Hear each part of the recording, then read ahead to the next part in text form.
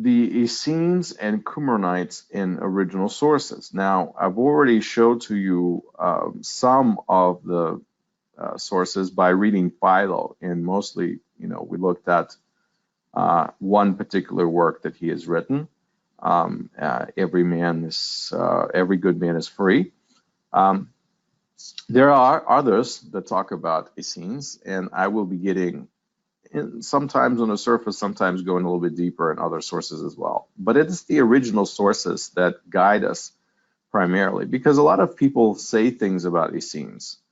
I often hear people say, "I heard this, I heard that," and the question is always phrases, "I heard this, I heard that." And so sometimes it's easy to simply take the original source and look at it, and that it's no longer "I heard this" or "I heard that," but I actually read this about the Essenes, and what I read is 2,000 years old. So that means that these people were much closer to that, to those people when they existed, and that means they have knowledge about them that we, being so far removed, might not see correctly. So we can trust the ancient sources. We can be skeptical because, like I said, they have their agendas, but we can trust the ancient sources as we analyze them. So I want to talk about Essenes and Qumranites, because I'm going to expand this topic a little bit now to Qumran, because something that has happened, in the more recent times in the last century, with the research and the discovery of the scrolls in Qumran. The Essenes were identified with Qumran inhabitants shortly after the discovery of the Dead Sea Scrolls. If you're familiar, the Dead Sea Scrolls was really an amazing discovery of these documents that have never been seen before. Okay, the reason what's so special about the Dead Sea Scrolls is that when these scrolls were discovered, the scientists realized they have never read anything of that sort before. This was unusual. This was unknown to them. These were new texts, new ideas, and they said, wait a minute, this is not Jewish Bible. This is not any book we know. This is something completely new. And why was it new? Because it was written by this group that lived in Qumran. And so the parallels between these two groups, the parallels between those who wrote the Qumran scrolls and the Essenes, as we knew them from other people's writings, were just too many to list. And that's why the scholars made the connection, connecting the Qumran Jews with the group which we knew, the Essenes. So the scholars already knew about this movement of Essenes from the writings of historians, Pliny the Elder, Roman historian, Flavius Josephus, a Jewish historian from Rome, Philo of Alexandria, a Hellenistic Jewish philosopher in Egypt. But all of their descriptions of this particular group that they call the Essenes differed from each other. And so it's difficult for scholars to make sense. Who is right? Is this guy right or that guy right? And it is also possible that they were not all well informed, which is why they told the stories about Essenes in a slightly different way. So it's possible they didn't know everything about the Essenes or didn't understand them correctly. It's also possible that the movement was diverse and that not every group of Essenes was the same, and therefore different descriptions of Essenes by different people will differ, because we're not talking about entirely identical groups. And so they changed. That's okay. We can assume diversity within any group. I think that is a very healthy assumption. So for whatever reason, there were quite a few differences. But even with all those differences, the scholars are able to connect the dots of the Qumran Jews to the Essenes, because the similarities are just too many not to be able to connect them. So here's an example of Pliny the Elder. Pliny the Elder, and there's another Pliny out there that we shouldn't confuse him with. This one is called Gaius Plinius Secundus, or in Latin that means he's the second. He's the elder. He lived in the year 23 to 79 CE, and he's a Roman historian. He's not a Jew, but he does write about some things that concern the Jews. So he writes this: on the west side of the Dead Sea is the solitary tribe of the Essenes.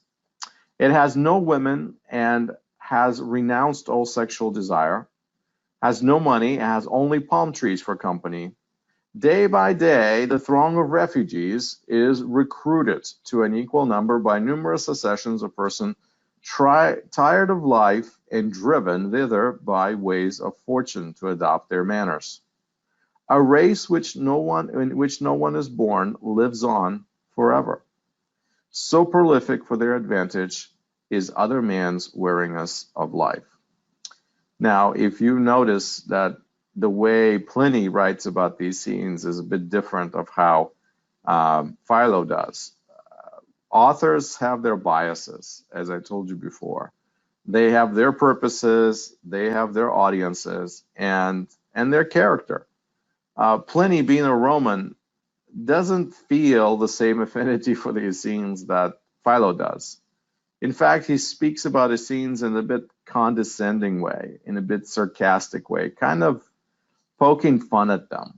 But that doesn't mean that we have to dismiss what he says, because what he actually says, we have already verified to be true in some ways. So he says that they live on the west side of the Dead Sea, and that is a big clue to their location. And he says that they're a solitary tribe. Solitary tribe means they live in solitude. That means that they are isolated. That much is true as well. It says that they have no women and has renounced all sexual desire.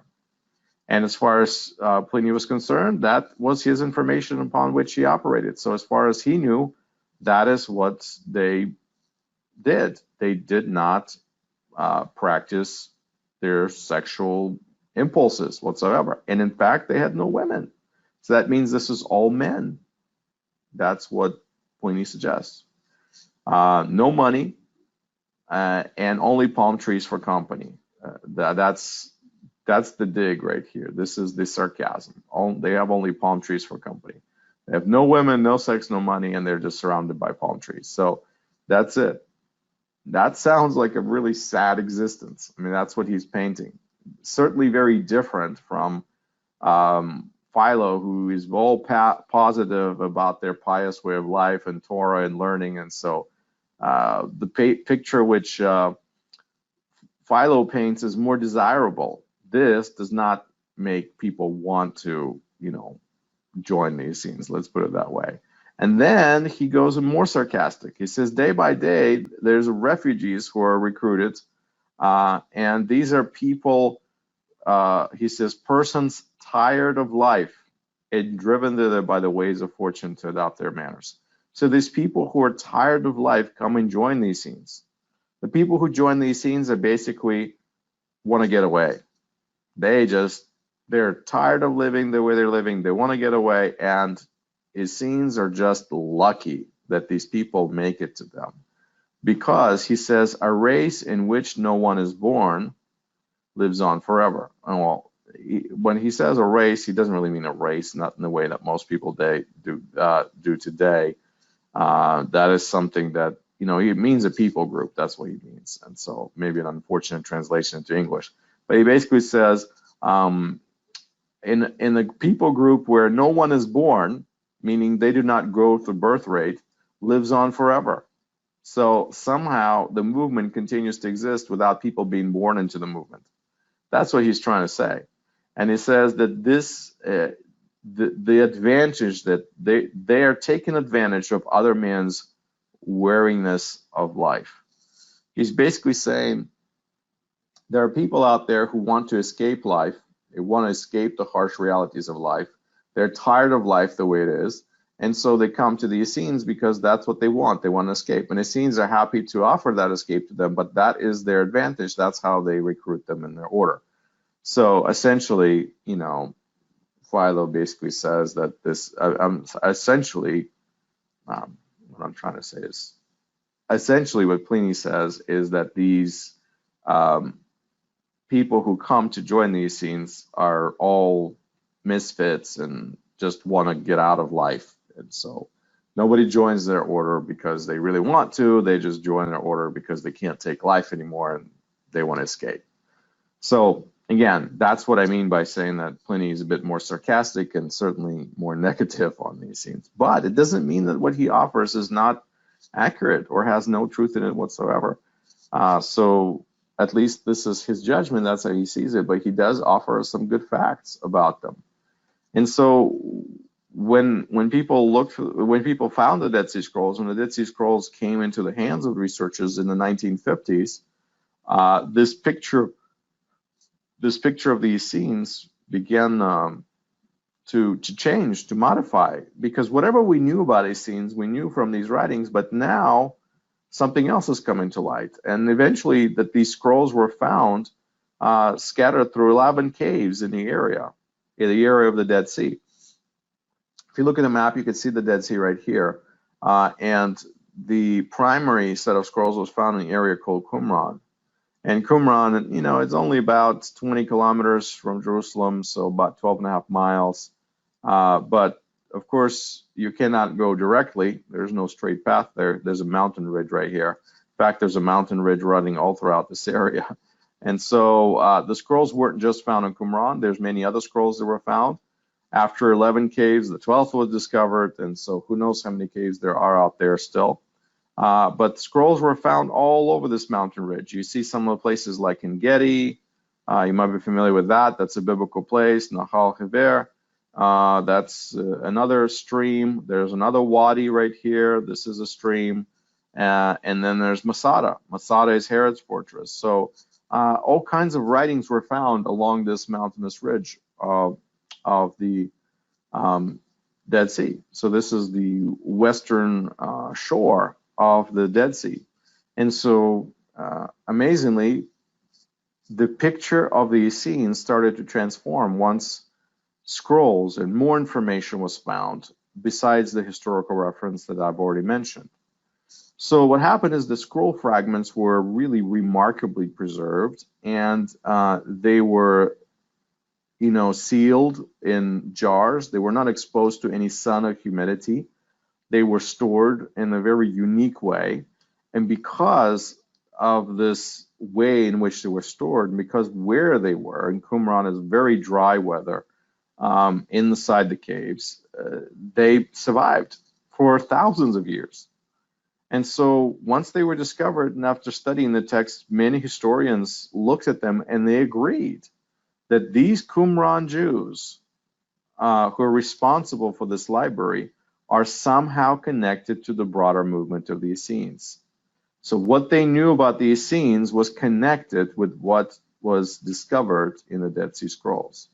And so Pliny the Elder, by the way, that we've already talked about, you know, this first century Roman historian, he identified their location to the west of the Dead Sea, so the western shore of the Dead Sea. That's what he told us, you know, 2,000 years ago, and that is exactly where the scrolls were found. So there you go. That's something that we can sink our teeth into. Pliny was right. He was right. He was accurate in his description. At least on that, we know for a fact.